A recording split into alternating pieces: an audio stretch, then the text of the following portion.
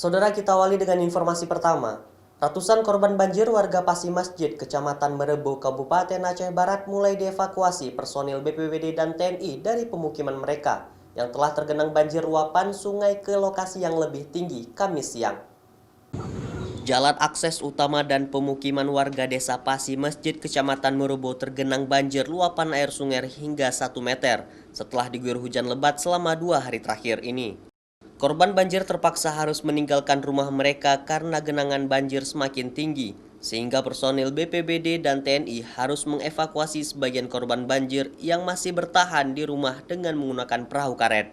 Pemukiman warga desa Pasi Masjid ini kerap dilanda banjir luapan air sungai saat dilanda musim penghujan karena lokasinya berada di dataran rendah, sehingga saat debit air sungai meningkat langsung meluap dan merendam perumahan bantuan pasca tsunami 2004 silam. Tapi nggak ada keluar semua karena keadaan di dalam rumah kadang warga ada yang udah meninggikan rumah.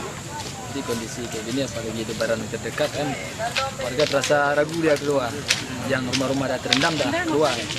Ini ada tempat pengungsian, Pak?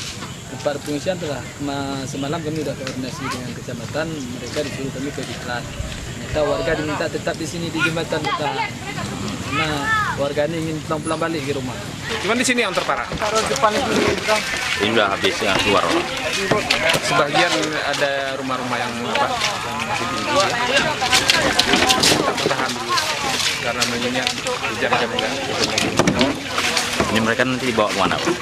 Ke mana? Kami rencanakan kami dirikan tenda.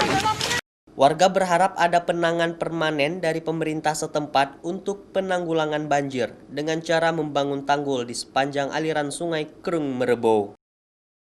Raja Umar, Arif Fahmi, Kompas TV, Aceh Barat.